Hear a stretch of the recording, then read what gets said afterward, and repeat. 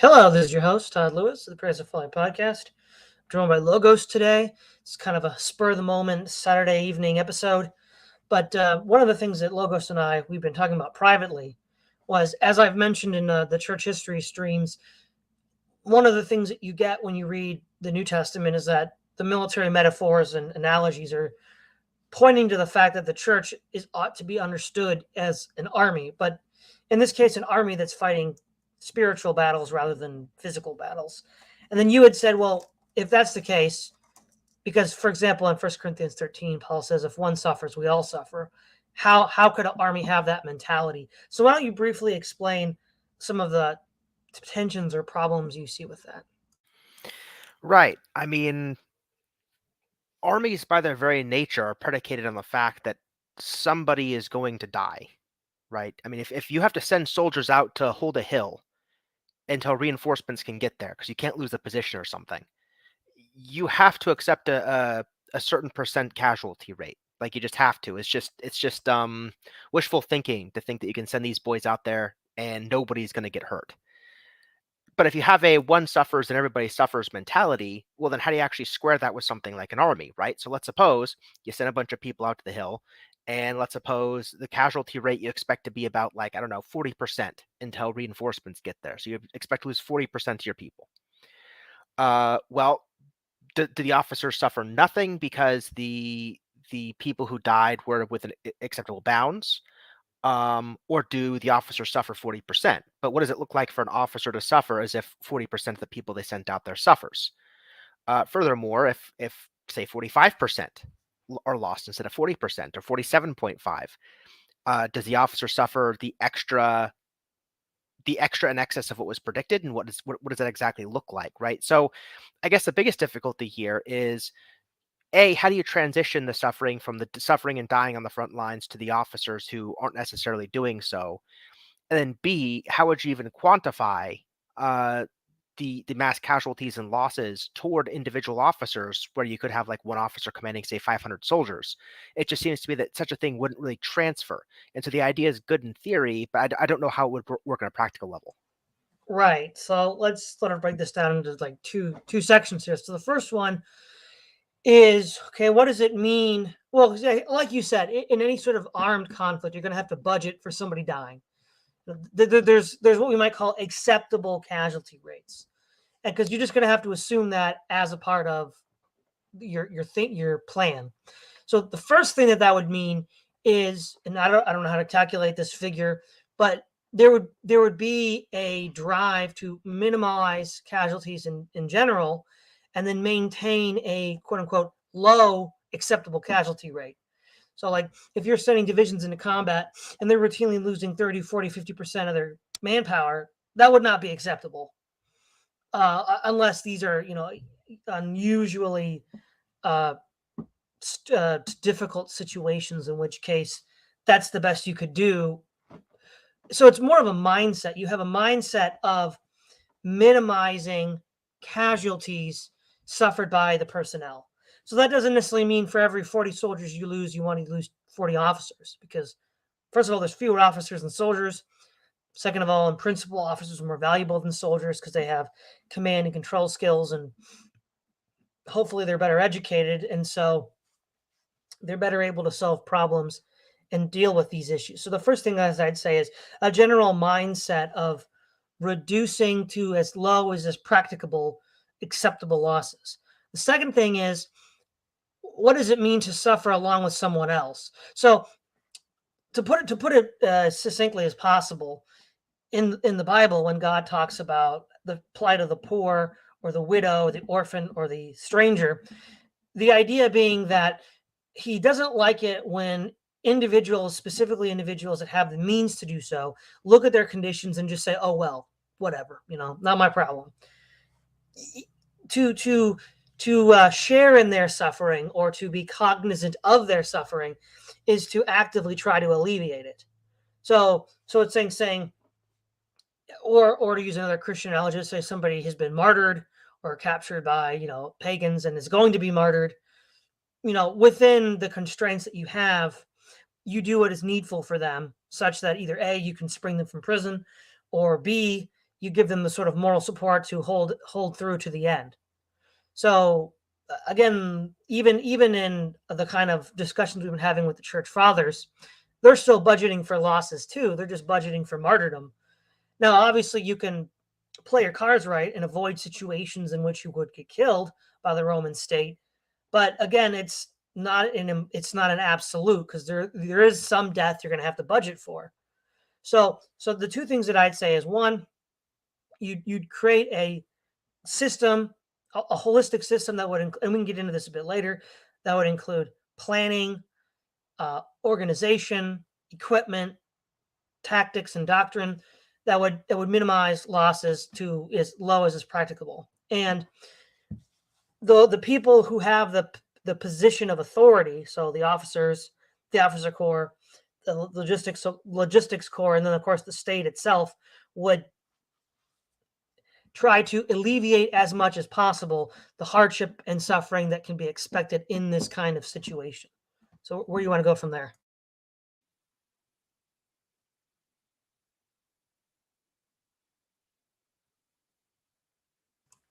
Are you muted, Logos? I can't hear you.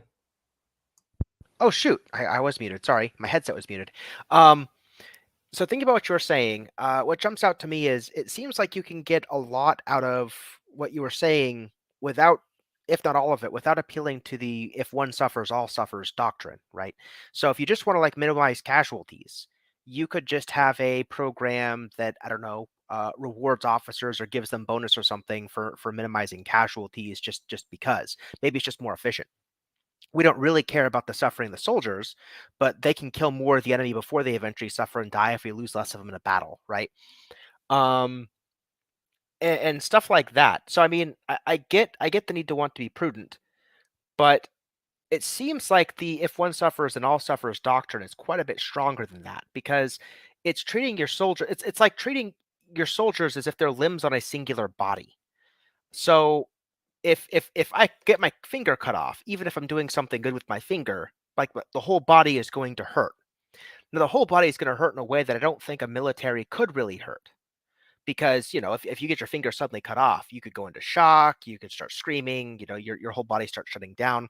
Whereas if you're in a war, a conflict, spiritual or otherwise, and you lose a finger, um, you can't allow the whole body to go through the type of pain that you would if you lost a finger or a hand, because during that moment of like pain paralysis, you're going to be like indecisive, you're going to be a wreck basically, while you're trying to get yourself back together, process the pain you're suddenly feeling, and so forth.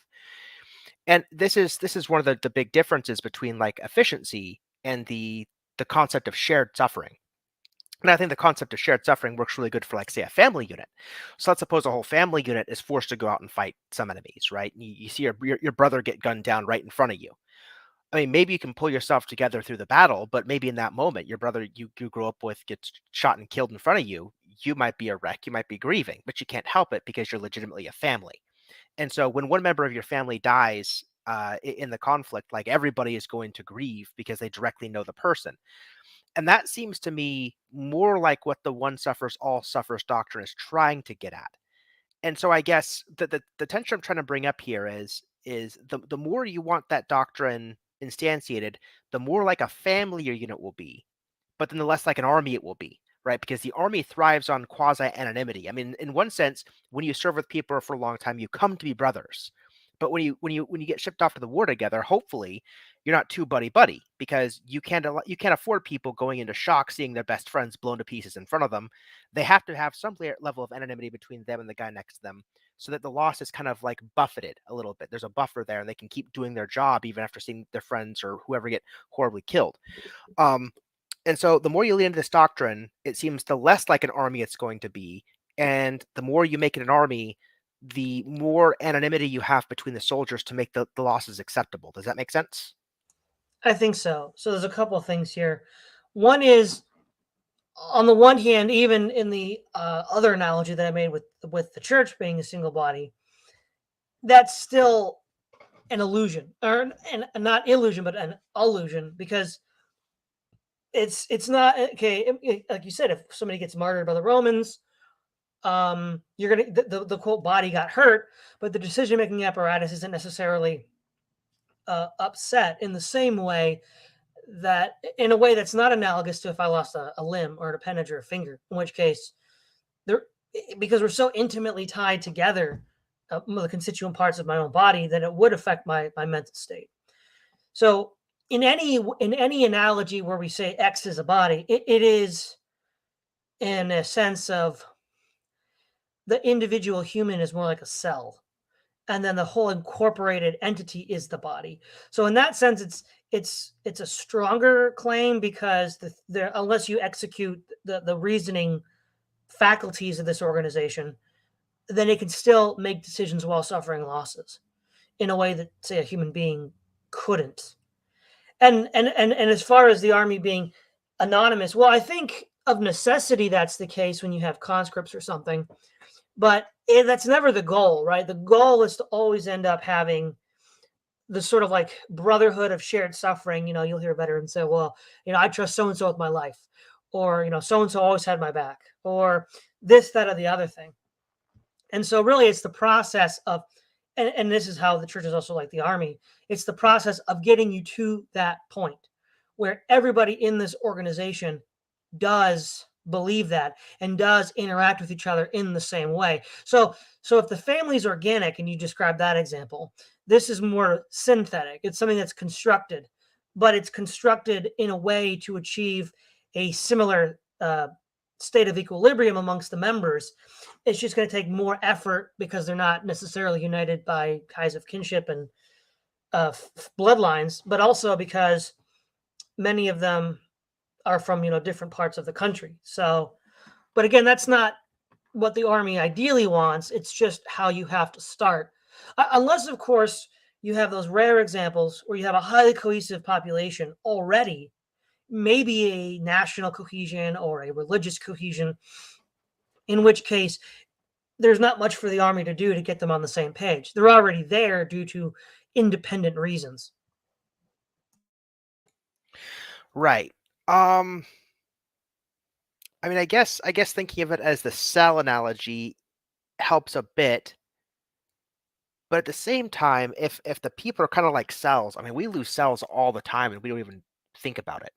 Like, I mean, right now I'm probably losing like a million red blood cells, and I'll lose a million more tomorrow as they're constantly cycling through and so on.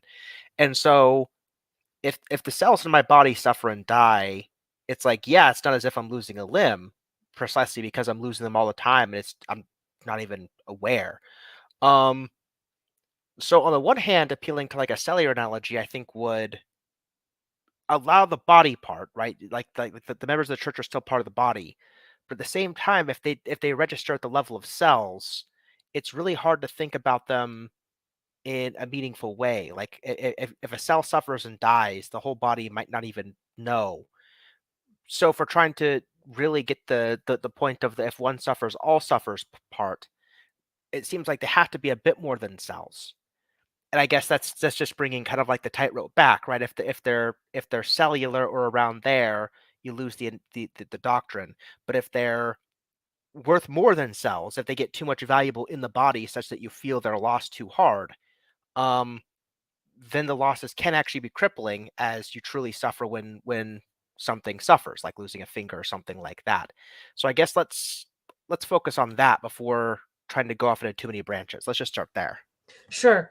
So I think an important thing to bring up here, where there's I guess you could say, a disanalogy to this relationship, is when in the sort of a classical context of both politics, from where we get the term body politic, military affairs, and then the Christian scriptures, the idea of being a single body is not so much, maybe this will help, not so much in substance as if we're one homogeneous substance, but one in purpose, direction, and intent.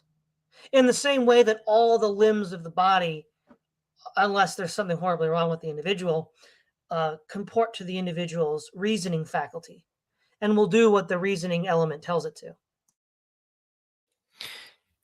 Yeah, that part helps. I guess um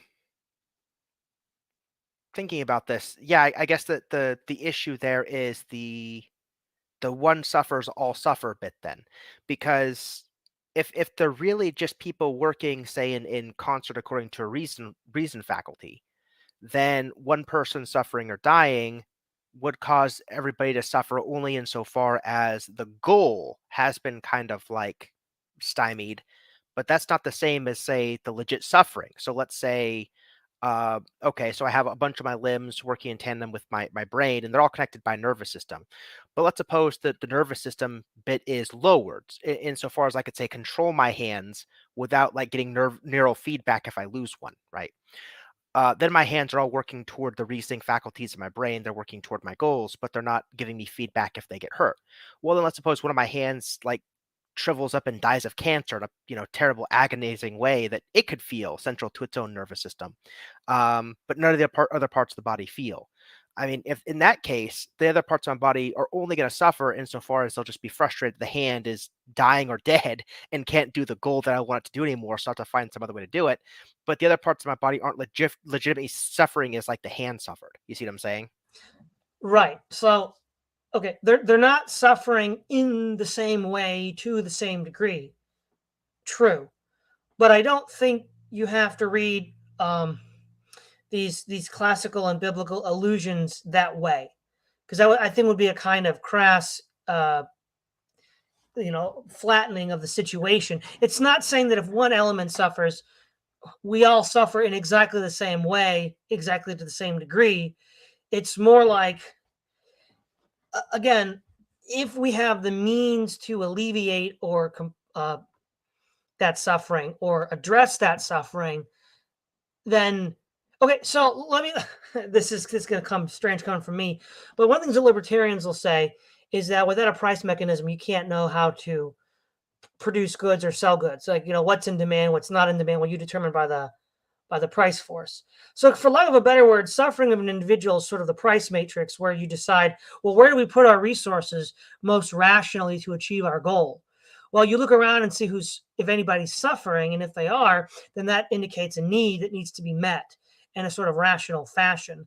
And and so, as a further overlay, then that suffering is a problem because it's somebody who's not on the same page with the plan. So the goal is to fulfill the objective of the plan, which in this case is the military battlefield objectives. And so then what you need to do is you need to look, and however we want to define suffering in this context, because that's probably the next step. Uh, Look for that and then alleviate that such that he is able to then fall back in line and fulfill the plan. Okay, yeah, I guess I always thought there was another dimension to this. So, usually when I hear body of Christ, when one suffers, all suffers, the examples given are, if one part's sick, the whole body's sick. If one part mourns, we all mourn with it. If one part rejoices, we all rejoice. In the sense that you're supposed to kind of like share in the feelings, tribulations, and so on of other people, rather than kind of like, I guess, crassly calculate like how much their sorrows or whatnot are just like hindering the goal. It seems there's supposed to be a deeper spiritual connection alleviated uh, in the doctrine, and that I guess is where the hangup is from what you're telling me, which I guess I'm not expecting, and how I've traditionally heard it. Right. So again, as I would look at it, well, I mean, I don't want to make it sound like it's a mercenary exchange, but the point is ultimately in our separate discussions on philosophy about qualia, I cannot suffer exactly the same way you do because I lack the qualia experience you have. So it can't mean when it says if one suffers, we all suffer, it can't mean that we all have the same qualia because that's not possible. So it has to be something else. And I think what it means is it brings it to our attention, is what I think is the better way to read it.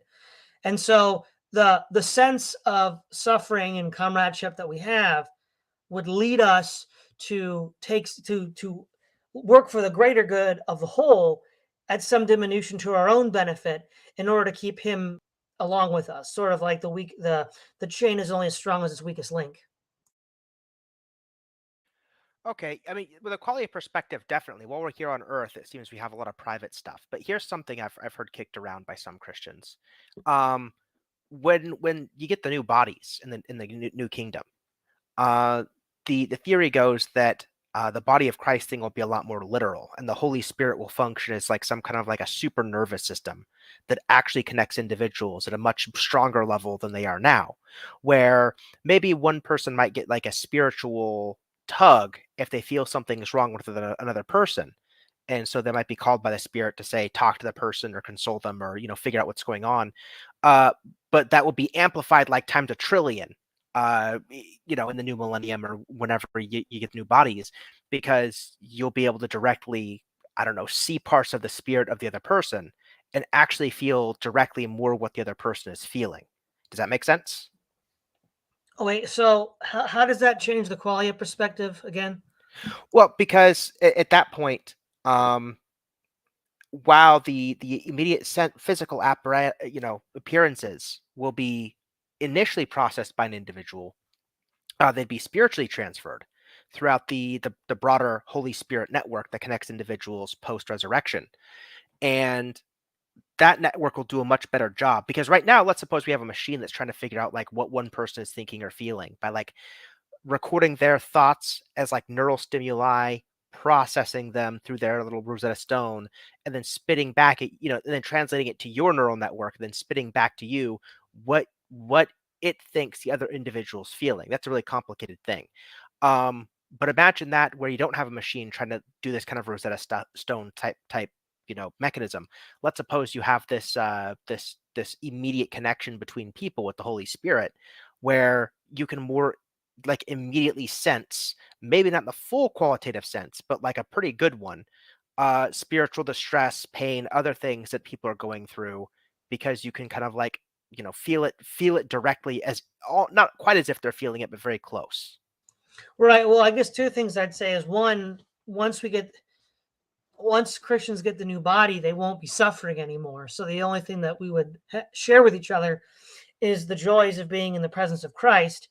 The other thing is, okay, even if we concede the point that being more closely bound together with the Holy Spirit in that regard would give us more accurate knowledge of someone's intersubjective thoughts, it still wouldn't be us having the same qualia. It would just mean that we would have better access to someone else's qualia. Right. And I'm not thinking the one suffers all suffer should mean that everybody has the exact same qualia, right? The way I'm thinking about it's kind of like this. I mean, let's suppose the military is like the army of people is like a body, and let's suppose that if a soldier dies, it would be like getting a finger cut off. But uh, imagine that the body doesn't feel the whole finger getting cut off, but imagine they do feel like a phantom pain or something, to know that something really did happen here that's like really hurting us. And it's not just like we lost soldiers so we can't take this front, and so like we're just hindered in our goals in some way. But let's suppose there was actually some kind of a pain in proportion to what really was felt. So it's not Okay, an so identical one, but it's so kind of like proportional. when Obi-Wan Kenobi says after Alderaan gets blown up. Yes, exactly Yeah, like that. yeah, yeah. Well, that doesn't actually exist, but Right. sure. But if it did exist, I suppose we would reduce the reaction time to anybody who's essentially that. Like if the generals are the brain and like the officer corps is sort of like the nervous system, yeah, it'd be a lot faster. But I think ultimately where some of this confusion lies is just in what ways does this analogy of the body entail a one-to-one correlation? Because really, what it again, so if you read 1 Corinthians 12, for example, what Paul's really getting at here is that we all need each other, right? The hands and the feet and the eyes and the ears and the nose and the mouth all serve unique functions within the human body, such that without them, it wouldn't function, or at least it would function at a reduced capacity.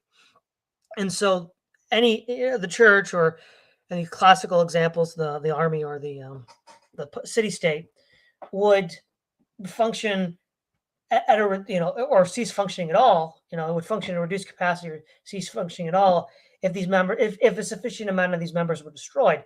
That's not meant to say that, like, well, if I lost the so like when Robert E. Lee said, I lost my right hand when Stonewall Jackson was killed. he meant it in that sort of analogical sense, but because it is an analogy, you shouldn't. It would be wrong to assume then that he would feel the same amount of pain as Stonewall Jackson actually losing his hand or dying. And so it's more of a higher resolution level analogy. And I think it's not. I think then that getting caught up in, well, is it the same as having your hand cut off? Well, no, it's not. It's an analogy, but what is it an analogy of? It's an analogy of all these different unique components working together under a common guidance. Right. I think the Ely example is a good one because in this case, Ely ostensibly is operating, say, I mean, Lee himself might have been a Christian in his private life. I'm not sure. Um, but he was ostensibly working under a secular framework and fighting a war and doing the country's business. And so when he says it's like losing my right hand, I guess when I think of the doctrine, I thought it was supposed to be a little bit more binding on Christians to the extent that like nobody is actually expendable, right? You can't treat your brothers and sisters in Christ as like expendable people. You really want to treat them as your brothers and sisters. You wouldn't send your family off to go die in a battlefield, and so they got to be worth to you a bit more than I guess armies generally to the states are worth because we have no problem with draft. Well, we used to anyway. Didn't used to have a problem with drafting young people in to send them off to die, and what millions of people died in World War One and Two, for example. Um, I don't think people would be so keen to do that if they thought of them all as their brothers. And so this is I guess the core tension here is insofar as you want to think about people as an army, they have to be expendable to get certain things done. But insofar as you want to think about people like as a body or as brothers and sisters in Christ or whatever the doctrine, it seems to assume some kind of family ties over and above what you'd get in a regular military. But the more you lean on those, the less you want to treat people as expendable to send them to die for some goal or other goal, I guess. So it seems like goals are cross purposes. Right. So I guess what I'd say here, though, is given the context in which Paul wrote this, the first century, the Roman state. Okay, let's put it this way: if you wanted to protect your family above all else, you wouldn't become a Christian because in the Romans, you wouldn't bring heat on yourself for the Romans to investigate and arrest you, and cause them to come after you. So by the very nature of becoming a Christian, you're raising the heat level, so to speak, for the Roman law enforcement against you, and there are all sorts of very risky things that you, of necessity, must do to keep the church running. Um, which could lead to your death. But so it's not like you're quote unquote less likely to die. I guess it depends on the time and place you're living. If you were a Christian in the Roman Empire in the first century, you probably had more chance of dying than a Roman legionnaire did, because that was during the Pax Romana. So the point is though, you are putting yourself under a tremendous amount of danger. But I don't think it's incompatible to then say, well, it's you would expect not to put people in danger. No, what you would expect is if it's necessary to put people in danger, and that's the question, if it's necessary, then you would do your due diligence to make sure that they come back in one piece. That may not be possible, and they still might have to do it anyhow, just for the greater good of the church organization. And I think in that way you can say it's analogous to an armed forces. Now, again, not all armed forces would be like this. I mean, again, like the Russians on the Eastern Front, cannon fodder. Clearly, they didn't view their troops in this fashion. But an analogous, and this is the whole point of the discussion, an analogous armed forces would be one that says, well, it's necessary under X number of conditions to do these very risky, dangerous things, such that people could die and probably will die. We just have the budget for that. But we're going to do our due diligence to make sure that we give them, the best training, the best equipment, the best planning to execute such that they wouldn't be unduly killed. Yeah, I can see that. It's just I don't know. It just seems to me that in a military, the core idea of a military is that any soldier should be expendable for the greater good. And I think that's something you kind of got at is, we'll try not to get people hurt needlessly, but if they gotta die, they gotta die, right? Um, I don't see that idea. If people are expendable for the greater good, then it doesn't seem that there's any even quasi-analogous sense that their suffering would kind of trickle up, basically. Um, Well, let me just step in real quick. I'm not saying that under this rubric they're expendable. There are just certain things that are necessary for the maintenance of X, X being the organization, such that there's costs attached to that, which could include up to death. That's not to say that they're expendable. Expendable would be like, setting somebody out without any proper precaution, training, or guidance. Because obviously any system you construct, there's going to be some risk involved, some more right. than others. And if you die for the institution or for the functioning organism, that's not necessarily the same as being expendable. Because when I think of expendable, it sounds like what you're saying is unless you have a zero chance of dying, then everything's expendable. I think I'd push back on that. I wouldn't say it's about a 0% chance of dying. What I'm saying is, if push comes to shove, and you have to make a choice between people's lives or the greater good, I would say that people are expendable if you can treat them as cost expenditures towards some greater good being gained. You can treat them kind of like dollars, right? I'm going to spend these people like they're dollars if it means, if I have to, if it means we get this instead. Uh, Basically, people are expendable if you can treat them as units of expenditure towards some greater good. Is how I'm describing it. Right. But I mean, under the conditions in which the church was growing, those kinds of budgeting expenditures were made too, because A, you have to spread the gospel, but B, that means you might get cut and killed by the Romans. And in some parts of the empire, you had a pretty high chance of getting cut and killed by the Romans. But I don't see that as fundamentally disanalogous. Well, okay, the way I would think about it is like this. If people want to go and spread the gospel and talk to the people and so on, they can kind of bring that on themselves. I guess where push comes to shove is like this, right? In a military, you can have an officer say, you, and you're all going up here to die on that hill to hold it off until these people can get there, right? This isn't like an individual taking on a burden or responsibility. They can just be kind of like ordered to go under threat of like being shot or tortured for trying to desert or something else. Uh, and that would be the sense in which you're expendable, right? We want that hill. We're ordering you to go, and we're treating you as kind of like autonomous currencies we get to spend in order to fight for this thing that we want. But if individuals are taking upon themselves to preach the gospel, I wouldn't say they're expendable. I would say because they're not being ordered to do something by a higher power for some good. They're just taking it upon themselves and their own conscience to do what they must. The military has the former, whereas a growing Christian church might only have the latter. Where I guess the question is really isn't how much danger is involved. It's what can officers ethically order those underneath of them to do. Right.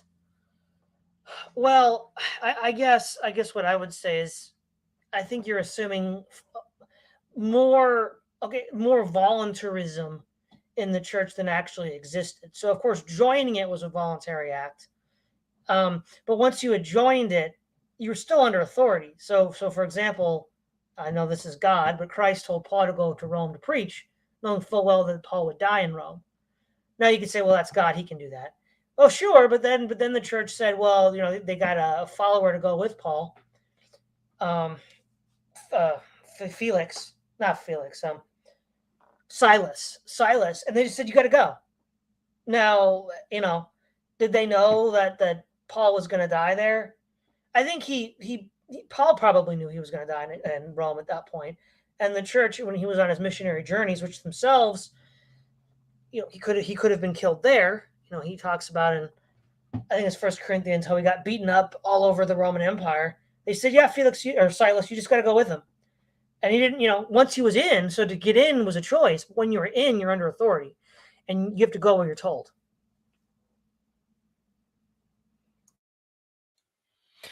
Right, that's true. Um, but yeah, I guess that is the question, right? it seems to me that the one suffers all suffers doctrine is kind of like empty, because at that point, because Silas being forced to go with Paul might have all sorts of things done to him, and the church elders that order Silas to go instead of going themselves, right? See, here's the issue. Here's the issue. I think I've got a thanks to this story, I have a really good clarifying way to think about this, right? If one of the church elders had gone instead of Silas, that he would have directly suffered instead of Silas. Now, because he sent Silas, Silas suffered and they didn't suffer. But if there's any analogy, any at all, any sliver of one, there should be a sense in which the fact that Silas suffered on behalf of the elders should trickle the suffering up in some sense back to the elders, more than just, well, lost another convert. That Paul guy, he gets some dangerous situations, doesn't he? Don't worry, Paul, we'll get you another one in 2 weeks. You see what I'm saying? Like, there's gotta be something there where the trade is acknowledged. Oh, right. No, yeah, no. That's not how the church would um, respond to that situation. So, for example, uh, to explain the different perspectives. So, okay, let's say properly qualified, you're under authority, you're doing a mission that has a high likelihood of death. Doesn't mean you will die, but there's a high likelihood. If somebody had the kind of attitude you're talking about, they would just kind of go on half cocked using shoestring logistics and not really caring about it. Whereas, since the elders are essentially the general staff of the church, so to speak, we're talking about people that would make meticulous plans. Let's say you wanted to do a missionary work somewhere in Asia Minor, you'd probably have people gather information on the culture there. How you could best blend in with the population, how you could best understand their concerns and issues, and then speak the gospel in their sort of like, not language in the literal sense of Greek, but like their cultural in-group language of how they understand the world. Have supply stations along the way, so churches along the way to this destination that are told, hey, you're coming, make sure to have some provisions for him, and doing all of that front-loaded planning so that, okay, we've done our due diligence to keep you alive, outside of the hands of providence or your own foolishness. That would be one way. And the other way is, just, well, see you later, bud. We're not going to do anything for you. Just go jump on that grenade. That's what the Soviets might do, but that's not what we're talking about. Well, that's true. I guess the thing I'm trying to emphasize though is the trade, right? The idea is the elders can plan and do all this logistical stuff so that the newer converts, I guess, that aren't elders yet, uh, they can go do all the dangerous work that might, get their suffering. Um, and I guess the question is there any acknowledgement of a trade there that these people doing the missionary work are suffering so the more central authorities of the church don't have to suffer? In a one suffers all suffer doctrine, it seems to me that there should be something felt when one part suffers on behalf of the church that sent them to go while they could stay in safety. And if there is nothing that kind of crosses that boundary and trickles up, so to speak, then the doctrine just seems to be kind of empty words. It seems you can do everything you'd want to do without it.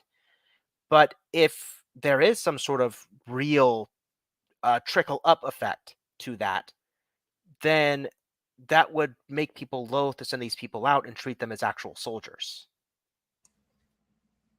Well, I mean, yeah, surely, I mean, certainly responsibility would trickle up. So let's say you had an elder that was just carelessly throwing missionaries at a field where they were just dying in droves beyond what would reasonably be expected to fulfill the mission. I mean, certainly some sort of inquest would be held and be like, what are you doing? You're not doing your due diligence. So yeah, that something like that would happen. But the other thing is,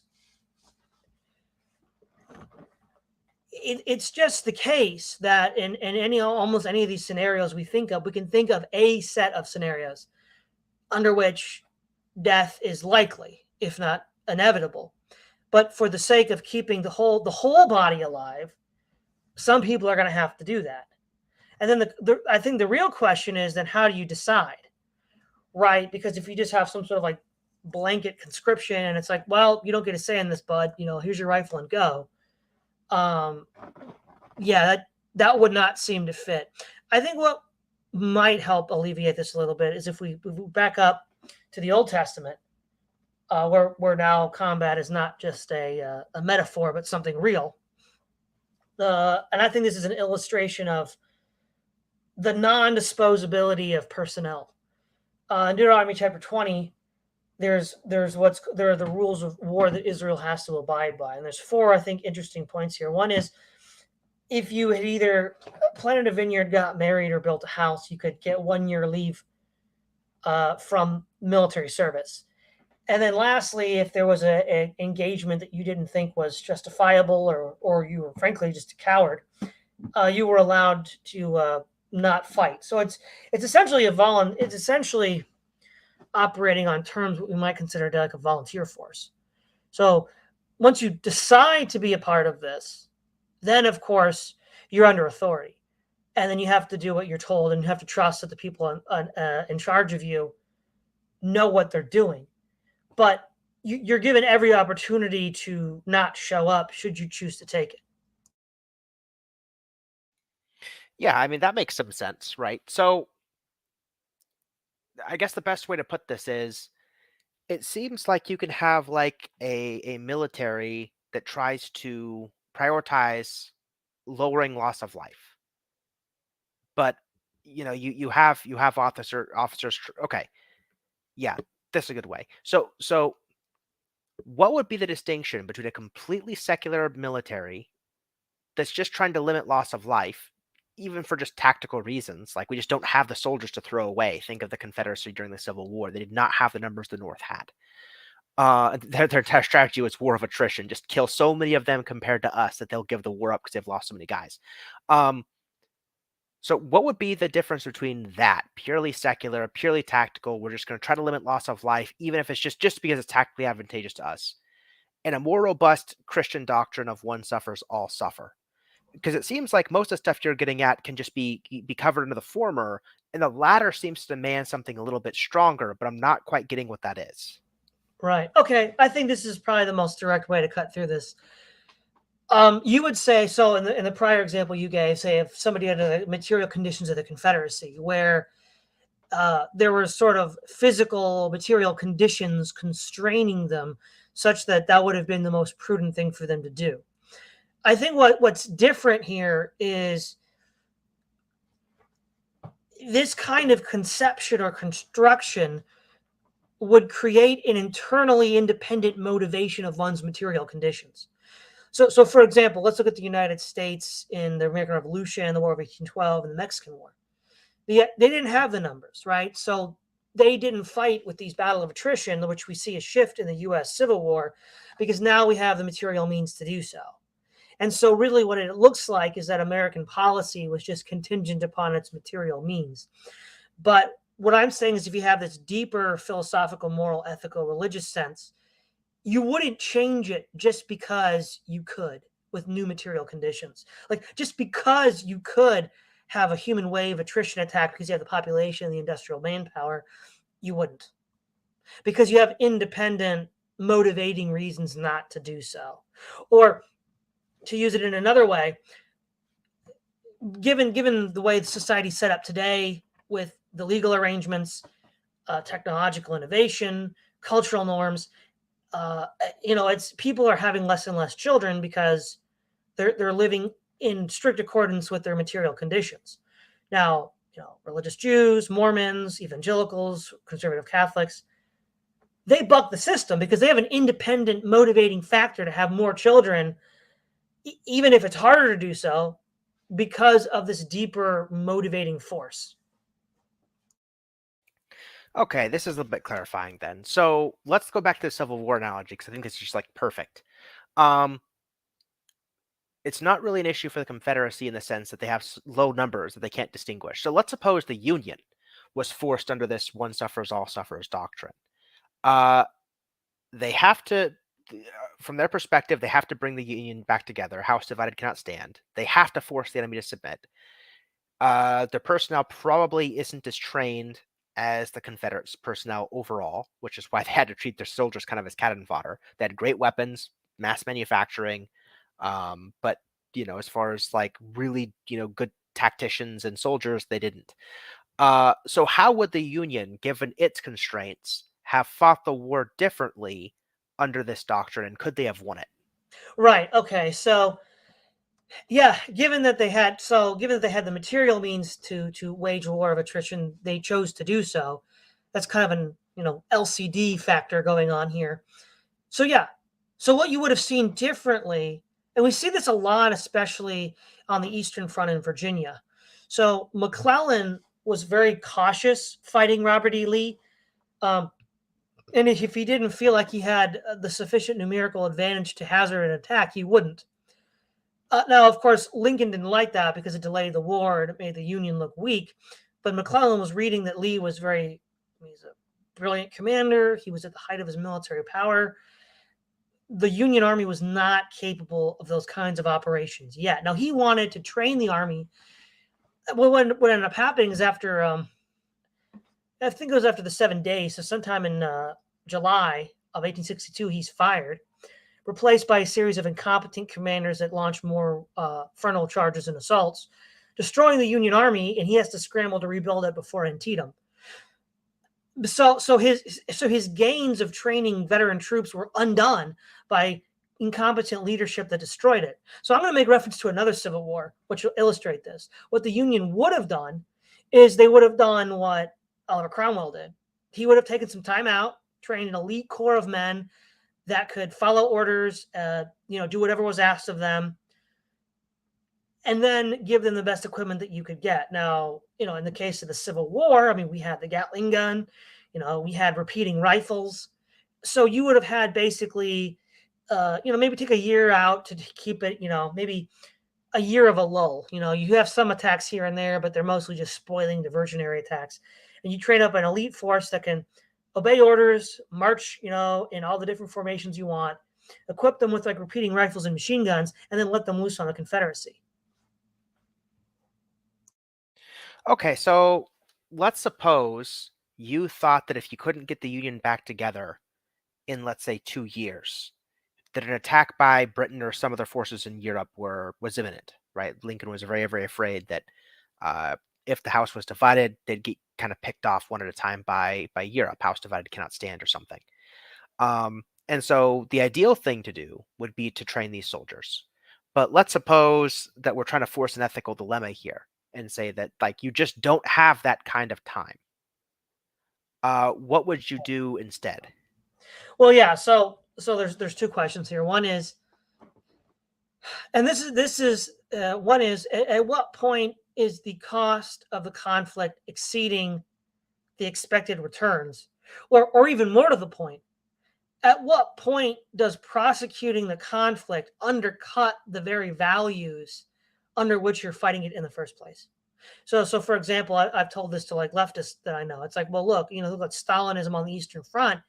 He was claiming to fight fascism, but he ended up becoming just like them. So, like, if you become just like what you're fighting, that's an L, right? And so, at what point do you call it off? Well, I think you call it off at the point at which it becomes apparent to the leadership that in prosecuting this war further, you will either A, become the thing you were fighting, or B, fatally undermine the principles you're fighting for by setting a bad precedent. Right. That's what I figured. Yeah. See, and this is the tension I was trying to highlight because I think under this doctrine, there's certain types of wars and battles you just won't fight under certain types of constraints because you know that what you'll have to send these people to do in order to wage the war are going to be such that you can't justify following this principle and ask the people to do what you're asking them to do. Um, but a military in general, kind of like unmoored from this, a military whose one job is just to fight and win conflicts for national strength or something. Um, they wouldn't, or maybe even shouldn't, question mark, have these ethical considerations because let the politicians and the philosophers think about that. We're just trying to win wars and follow orders from above, basically. And this is, I guess, is the real highlighting tension between these two ideas. If you have this doctrine, you can't be this like military force whose job it is to win victories, win battles. And if you are a military force whose job it is to win battles, you can't be constrained by this higher doctrine, because if the enemy knows you're constrained by this higher doctrine, they could definitely use it against you and undermine your force as a military. Well, okay, there's quite a bit to unpack here. So let's start from the back and reverse. Whatever, okay, this you could argue is a position that, at least in the short term, puts a lot of constraints on any decision maker. And so they'll be like, well, okay, we're just not going to do it. But you see, the idea of total unlimited war that you seem to view as the opposite to this, which I guess in a sort of platonic ideal sense is practically impossible. Every military force in the world is going to have some constraints on it, either material constraints or ideological constraints, such that, if somebody was sufficiently intelligent or sufficiently brutal, they would just, take advantage of that ruthlessly. And in fact, that's what the Bolsheviks did do. And so the whites, one of the things the white commander said is, how could you beat the Reds? They'll do anything. There's no dirty trick or atrocity below the Reds. So, yeah, I mean, but the thing is, though, they had their own sets of constraints, which admittedly were not quite as strict as what I'm proposing. But they still had them. And I guess, being taken advantage of, they were defeated. But that's ultimately a problem that any force would have. The second question then is, okay, will there be certain conflicts, certain operations you won't pursue? Exactly, there will be. But that's always been the case. So, for example, in World War II, there was a convention against the use of chemical weapons, which, except for Japanese and China, everybody adhered to. And so, I mean, I don't see why, in principle, that couldn't happen. And of course, in the Cold War, there were obviously limits on the use of force because of fear of nuclear escalation. So, there are certain times where there's paradigm shifts, and somebody pushes you on intellectual fronts, so to speak, gets inside your decision-making process and defeats you. So, like the French Revolution defeated the reactionary forces of Europe. But that doesn't mean you shouldn't have them. And in fact, it's not possible to not have them. And so I think the really relevant question is, well, what would this look like? Well, I think it would look like mostly defensive. And if there was any offensive activities by this nation or armed forces, it would only be in a limited, prescribed sense. Right. So I'm not saying that like these things are completely and totally mutually exclusive. I guess what I'm trying to say is, okay, let's put it this way. In the Civil War example, the Civil War people fighting the battle, if they are just acting like an army, let's suppose we're under the ethical constraint that they think that Europe is going to invade in, say, 2 years, unless they, pull the Union together and have a unifying front, and Europe goes, okay, never mind. So they have these ethical constraints. They can't train crack soldiers. They can't, they have to use what they've got, and what they've got basically is cannon fodder and a very high industrial power for producing weapons. And so they just have to they have to go through with this. They have to win the war, or they have to, or they won't stop the really, really, really bad thing that's coming if they don't win the war. Now, if they put on their one suffers, all suffers cap, and they realize we're about to use a lot of people as freaking cannon fodder, that's not going to be very good. And while they're wearing that hat, they can't really like fight the war the way they need to fight the war to win it. They'll have to take that hat off and put on the military. Okay, here's the problem: win at any cost in 2 years, or we're all dead hat. Then that's kind of how they're going to fight. So it's not that they're mutually exclusive always, but I guess what I'm trying to say is, when push comes to shove, there are some legit trolley problems that can make them mutually exclusive in like some narrow circumstances. And it's in this place I think the metaphor kind of has problems. Okay, well, I would agree, but then that's also the case for any other set of doctrines you might have. I mean, for example, let's say for religious conventions, you don't use chemical weapons. For example, in Iran, the Ayatollah Khomeini says Iran will not use weapons of mass destruction. Well, Iraq did. And yet and it inflicted a lot of damage on Iran. But the point is, though, this is where you have to rely on planning. Or now they used human wave attacks, so I guess Iran's not the best example. But even if somebody wants to violate a convention that you have, there are ways in which you can even the playing field, usually through planning and planning basically, and using reason and prudence to solve the problem. Because this is just an assumption that I have, and I think it's one that's true, but I guess people are free to disagree with it. I think in any given state time t, there's always a more rational plan than cannon fodder. Because if you just thought about the problem long enough, you'd think of something better to do. Yeah, I guess that's kind of a fair assumption. And so I guess what I'm saying is, okay, here's a good way of putting this, right?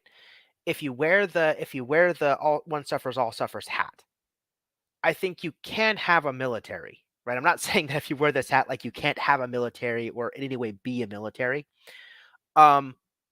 But I guess what I am saying is, if you are if you wear a military first hat and view kind of like one hat as a luxury, like the one suffers all suffers hat is kind of like a luxury, then you'll probably get by in some instances. But in many other instances, you might be like, say, tempted to take the hat off. And it's just like, okay, we really have to like, do this right here, right now. And it just seems to be kind of like okay. So let's put it this way. It's like two completely different paradigms of looking at the world, right? A one suffers all suffers might take on a military to defend itself, and then it will kind of like ethically fight the way it has to, and kind of like the way you're describing. A military, first and foremost, will do what it wants to do to win a war, and then where it can take on higher order ethical principles, it will do so long as their survival isn't like at stake or costed. Um, it's a question of like priority, like which principle has the most priority. Is your survival in the militaristic sense the highest priority, or is the doctrine the highest priority? For Christians, the doctrine would seem like the highest priority, because if you end up losing the war or something, God's got your back in a sense. Like in a sense, you were supposed to die, and He's going to take care of you. And so you're not supposed to lean on the military in lieu of your own like ethical principles here, because God will have your back if you trust Him. In the military sense, when you're acting, say, secularly, and you're treating your soldiers as expendable units in service of this larger war effort goal, where you can get away with the ethics, you'll do so. But if you can't, then you won't. You'll just do what you have to do at the time, based on what you know, and so on. So there might always be a better planned operation that doesn't use your people as cannon fodder, but planning time being what it may, maybe you just can't figure it out by the time the dice are rolled, so to speak, and you just got to do what you got to do. So I'm not thinking about them as like complete oppositions. I'm thinking about them as just like differences in priorities that don't make them mesh very well. Well, yeah, there would be differences in priorities. You could envision, one where the quote unquote national survival is most important, and they'll go along with the moral considerations as far as it goes. Because I think when we think about war and conflict, any moral consideration at all would seem to be an impingement upon bare survival. Because there's always some tactic you won't avail yourself of that could give you victory if you have any kind of moral constraint whatsoever. So then the question is, well, some moral systems are going to impose more or less constraints. Fair enough. So that's one group. So then the moral value is survival. But then the other one is, well, if you elevate your moral consideration above bare survival, then that would impinge on the machinery of state for bare survival. Yeah, sure it would. But even if we take the absolutely pragmatic view of just survival is the value, the problem is, though, nations that act like that are in the long run act against their best interests in survival. Because again, let's go back to the communists being utterly ruthless and brutal and doing whatever it took to win, ended up, getting them. They ended up, basically bleeding to death on the Eastern Front, and the victory was Pyrrhic. And so, it's almost like I sort of question. I guess there are choices that have to be made. There's no solutions, just trade offs. So I accept that. But what I would want to push back on is the idea that that's somehow more pragmatic, because I don't think it is. I think if you view bare survival as the goal, you're going to do a lot of brutal things that piss everybody off and they rally against you, and you're going to suffer unnecessary losses, which adversely affect your long term survival. Yeah, in a lot of instances, perhaps. I mean, I guess the running econ joke is, what is the long run if not a sequence of short runs, right? And if you feel like you're really going to be dead at the end of this short run unless you do something really, really, bold and stupid, it's like, okay, 3 short runs later, people might get pissed and like rally against you and kill you. It's like, yeah, but I wouldn't have lived until 3 short runs from now if I'd have died this one because I didn't do the thing I had to do. So it's just like, eh. Um, but the way I'm thinking about it's like this, right? I'm not saying that people who have this doctrine like cannot be or make an army. They can be or make an army. I guess what I'm saying is there's a difference between like an army, like as a structure, and a group of people following this doctrine that will also then choose to be or make an army. You see what I'm saying? So when we're talking about like the metaphor of the body of Christ, the really finer point I'm putting here is I don't think it's quite right from my perspective to think about the body of Christ as an army. I think that the body of Christ is a cohesive unit that could make an army if it had to, under the right reasons, with the right tactics, and so forth. So it could definitely put an army together and do what it had to do. I don't know that I would think of its structure, hierarchical structure, as like inherently army-like or militaristic, unless it like absolutely has to be, Okay, because yeah, of the okay, type of situations the military finds itself in often. right. Okay, so maybe this wasn't made clear when I made this analogy earlier. So within the theological Christian doctrine, the church having these army-like characteristics is because it's an analogy that's used because it's fighting a sort of a spiritual war. So of course the Christian the Christian isn't going to look like a Roman soldier marching around fighting the barbarians, but like the Roman soldier marching around fighting the barbarians, he's under authority, under discipline in order to fight principalities and powers. So it's a higher level conflict against spiritual powers than the lower order conflict of the physical. But that being said, um, what I hope to get out of this discussion is the idea that, as an analogy, yeah, this imposes all sorts of constraints on an actual army. But I wanted to illustrate in a sort of like inverted mirror fashion how an army might look fighting the lower order conflict of flesh and blood, to then better illustrate the analogy with the church.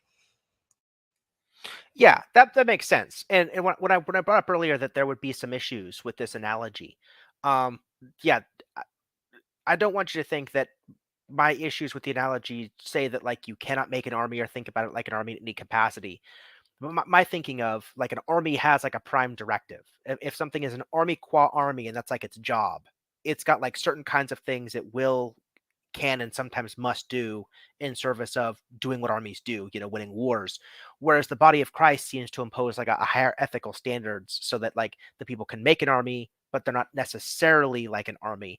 Now I get like there's some analogical structure there. Like you got to think of like the church elders as kind of like higher ranking people in the military. And I guess the only tension I'm trying to bring about is like if the body of Christ were really like an army, there are certain things that officers could tell their lower ranking soldiers to do because you're in the army, go do it. But in the sense that there are some constraints that higher order, higher level officers can't tell other people to go do.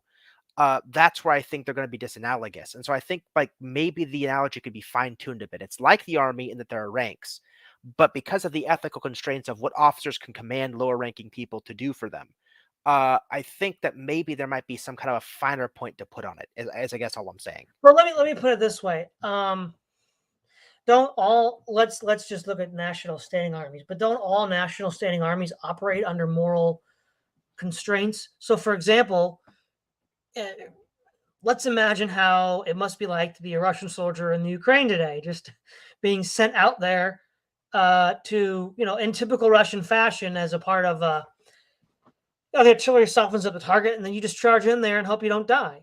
Or for insubordination, I'm sure the Russian military has much stricter punishments, probably up to the point of shooting somebody who's trying to retreat or being insubordinate. But I don't think the U.S. military would give commanding officers. Yes, they have the means to enforce discipline, but I don't. But I think there's certain moral constraints in the way we as Americans view the military, such that we're just not going to do certain things the Russians would do as a matter of course. That's true. I think that's where militaries. I think this is the difference between like a principled moral body that has a military and something that is a military first, doing what a military does, that may or may not take on ethical principles as they can. So I think, given our talk about like the coming turbulence and whatnot, right? So our military can have certain moral considerations because, I mean, let's face it, our society hasn't really been attacked on the home front by a foreign power in a long time, if ever. I mean, the only thing I can think of is like War of 1812, or maybe like, Mexico and Texas, depending on how you want to cut up like whose home turf is it that's being fought over and so forth. But like Pearl Harbor seems to be like the closest anybody got in recent history. And so our military has never been pushed into a legitimate trolley problem. And so we've had the luxury of like really having these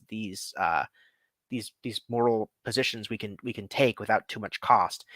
But if there was, like, if current events being what they are, South America, China, Iran, Saudi Arabia, and so on, all form like this new axis, and then suddenly, boom, blitzkrieg, surprise, we're being like eviscerated on the home front out of nowhere. Um, some of those moral considerations might end up falling by the wayside just as a matter of like survival.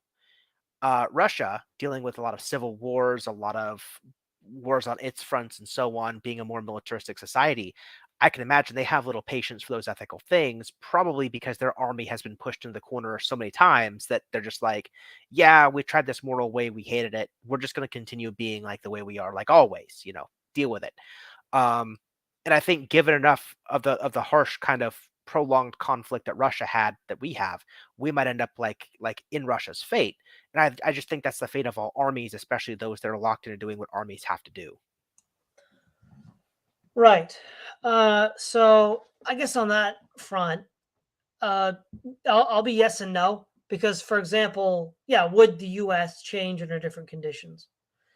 And I guess it depends on those conditions, but sure. I mean, it already has changed over the last 200 years. We've had a U.S. Army, but this is where it gets a little difficult when you have a moral constraint that even if you wanted to, you couldn't transgress because of limited material conditions, such as, like, say, America in 1812.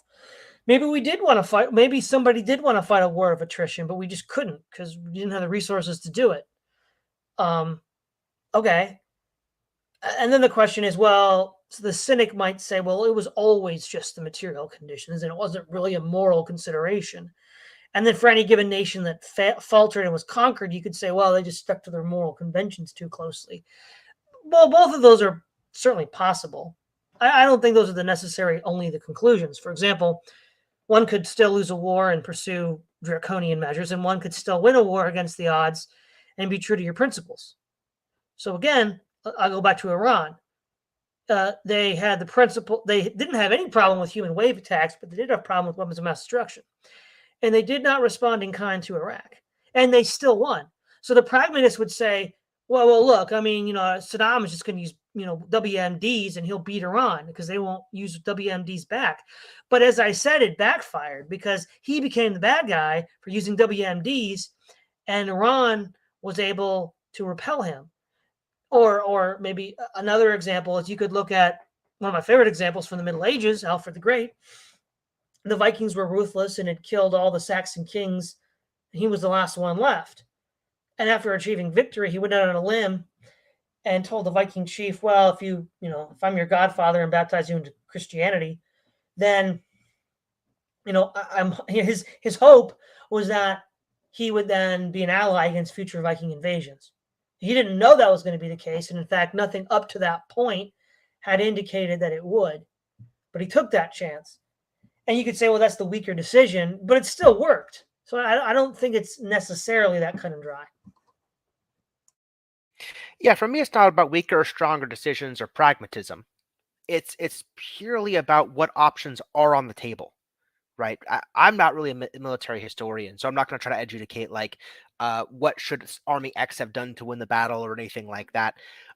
All I'm saying is like the much more higher level ethical view that like if your primary function is to be an army, then all ethical considerations, if pushed to certain points, are on the table. Whether you act on them or not, okay, right? You could say, we have to do this, but here's our principles. We'll try to find some other way, and maybe it'll work, maybe it won't.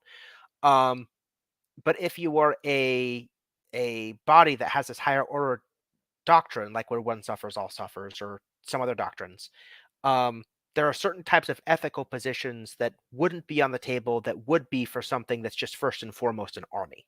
And that's all I'm really trying to say. Well, sure. And I would agree. I mean, if you're an army with a country, or a country with an army, it makes a difference. Or even more abstractly, an army with a convenient set of moral justifications to justify itself, or a set of moral justifications that believes it needs an army to defend itself. And yeah, those are real, and those are tensions that are going to be there. But I think one other interesting element that I want to get at, because I do think we've kind of reached a sort of clarification point of the sort of like front-loaded discussion. That all aside, let's assume, what would this thing look like? Assuming we could, make the proper qualifications. I think the first thing we would say is if it, unless it's an absolute emergency, it would have to be an all-volunteer army, because you're not going to treat them as cannon fodder. You're not going to send them on operations that they don't feel they should be on for moral or ethical reasons. Maybe it's quote unquote an unjust war. So for example, like in the Mexican-American War, people in the New England and the Midwestern states thought it was an unjust war and didn't want to fight. Now, there wasn't really conscription as we know it in the Mexican-American War, so they weren't compelled to. I think you'd see that. I also think you'd see a preference for the consumption of material rather than manpower. So you'd be more willing to lose tools, machines, foodstuffs, and supply depots rather than people, because those are actually expendable. They're just inanimate objects.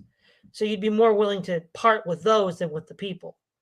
And in addition to being all volunteer, you probably have a preference for, if it's at all practicable, some form of body armor, and try to equip as many of your volunteers with that as possible. So in all of these cases, this isn't at the planning or strategic level. This is just at the deployment level. You've done as much as can reasonably expected to ensure that they'll come back home from the mission. What do you think about that? Yeah, we've talked a lot about this privately, and I definitely agree. I think now this has sort of been the subtext of this entire discussion. I think what we're going to see. So if we look at like history, there's a certain way martial cultures develop. So there's certainly like the honor culture, where basically you might conscript peasants or hire mercenaries, but it's all about the knights or the nobles on chariots fighting each other for honor and glory. And that tends to, on the one hand, keep casualties down because you're not really fighting to kill everybody in a bloodbath. But it also means that your ability to fight a more determined enemy is undercut, because the organized body is always more effective than the individual. So a bunch of individuals looking for bounties or ransoms or whatever are going to be at a disadvantage against somebody who's organized. And we saw that with the Romans against their foes. We saw this with the first emperor of China. Also, then of course there's the sort of conscript model where you just where your sort of art of war is just mass production, mass recruitment. It's just mass.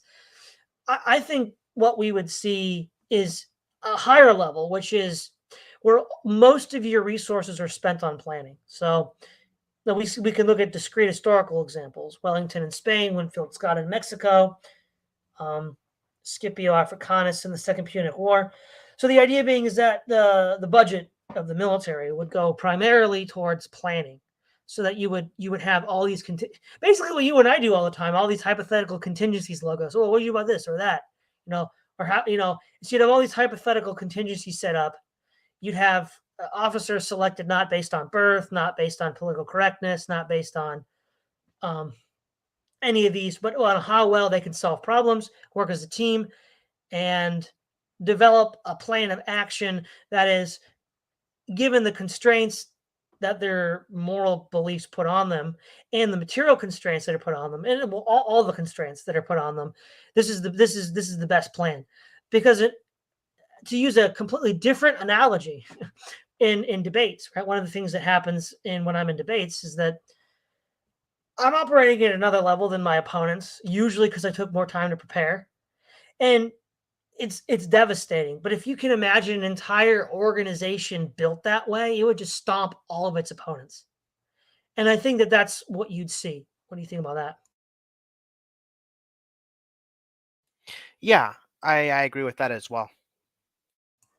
So, and I think what else would I see? I think we'd also see a preference for diplomatic action, right? So Yeah, I whoever, was gonna say diplomacy is the one area you've left off. Yeah. yeah, I'm going there now. So this is state spending that's not a part of the armed forces, right? So we're moving this back a level. So ultimately, with this kind of thinking, the foreign policy of the nation would be to minimize conflict through all of these other steps, where conflict would be, if not in practice, at least as close to practice as possible, last resort. And so you'd see diplomacy being the tip of the spear, to use the analogy, right? So the tip of the spear would be diplomacy. You figure out who your threats are. You'd isolate them diplomatically. If at all possible, you'd use a combination of diplomacy and espionage to undermine their base at home, so that they're not stable or ensconced enough to pose a credible threat to you. And again, I think history bears this out. One of the reasons why, now granted, these are still world wars, but one of the reasons why that Germany was politically isolated in both world wars is in part because Great Britain had such a really good diplomatic corps. They could ensure that the rest of the world saw the world the way they wanted to see it. Now, again, that may not always be possible, but if you start with, so right, on paper, the German army was way better than the British, and it stopped them in World War II. But because Britain had other advantages, including its diplomatic corps, it put itself in a winning position. So I think if you had that as well, coupled with investment in espionage, you could also move to another level where these kinds of, so basically you given the constraints that you've put on yourself, you'd spend most of your time planning ahead to avoid having to put yourself in the forks that you mentioned. Yeah, absolutely. And this is why I say that people that have this doctrine can have an army, but they're not just going to be one, because what you're describing is like the higher order things that you'd consider long before you even put soldiers in the battlefield. But saying that you're just an army is kind of like saying you're already here and you have these officers, and here's what they're going to tell you to do. So, yeah. Right. And so I think another thing that would happen is this is what we often see. Well, this was often a talking point during the Cold War, because NATO still had conscription, but they relied more on quote unquote professional soldiers that were a part of the volunteer army, right? So the United States after 1973 got rid of the draft, except under extreme emergency. So presumably, had there been a third World War, we would have had a draft in the United States. But that being said, one of the things, whenever people speculate about that conflict, is the NATO has an edge because their soldiers have a lot more training. So there's two things you have to focus on: total number of years trained and total number of hours per year. And so Soviet conscripts only had a year or two, and NATO forces like 4 or 5 years. And then when it came to hours trained, so for example, fighter pilots, NATO pilots often had twice the hour training as the Russians. And so what I think you'd expect to see is longer years of service, so that long contracts, but people would be willing to sign those long contracts because it's not a suicide pact. I mean, you have pretty good reason to believe that every measure will be taken to allow you to see the conclusion of that contract. I mean, maybe you just serve it in peace, right? And then you'd be, for whatever threat your opponent might bring to the table in any sort of commensurate platform, you would have 2 to 3 times the hours trained in using it, such that you would have those advantages. Yeah, definitely. Another good example of this I've heard about is Israel and how they train their Air Force. Yeah, exactly. So here's the issue, right? What is the medium? What is the medium of exchange that we're exchanging here? Because what's interesting is Sun Tzu says, don't have a long war. You need to be fit. You need to be quick and fast, because he views war as very expensive, and he gives some calculation for how much it costs to keep an army and a division in the field. And he says the quicker you can win it, the better. And the other thing is, though, time is something you can trade, and land. So, right, or you can trade land for time. And what the Romans would do is they would use time as their weapon. One general from the 1st century AD famously said, Rome wins more battles with the shovel than with the sword. The shovel being, they dig trenches, they build camps, they do all of these other things to sort of prepare before the engagement. And so I think you'd see that as well.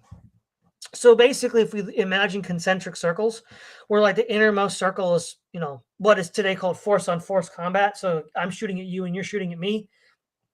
There'd be a ring outside of that, which would be espionage. And then there'd be a ring outside of that, which is diplomacy. And so you would go down the rings to force on force conflict, but that would be the last thing that you do. And I think that's the sort of policy you would expect to see. I agree. So yeah, I guess if there's anything else, I think we've probably covered the topic. Is there anything else you want to add, Logos? No, I think we're pretty good. I explained where I thought the analogy might be a little bit of a tension, and there might be a finer point we can put on it. I was thinking, for example, like a good example might be like a hospital. You can still have a hierarchy, but the people in the hospital are following the hierarchy in an attempt to mitigate harm. They want to save as many people as possible in the same way that Christians want to save souls. But they have this thing like the Hippocratic Oath that they have to follow. And so you can't cause harm in order to mitigate net harm. Now, that's not a perfect analogy. There's some things that are bad about it, but this is just like the finer point that I'm thinking. It's like a military in these ways. It's like a hospital in these ways. It's like something else in these other ways. And so when you put it all together, you get like a really good idea of what this body of Christ thing is trying to say. I was just trying to illustrate some of the places I thought that just thinking of it like just as a military kind of fell short. And I think we got through that pretty good. We then went through some of the political D&D, as you like to call it, where you talk about a country and how it organizes and, diplomats and so on. And I think that was one of the things you were really wanting to get at in this discussion. I think we got through all those. So as a summary, I think we got it. So. Yeah, I think we did. Well, thank you, Logos. This is Todd Lewis of the Praise of Fight podcast signing off.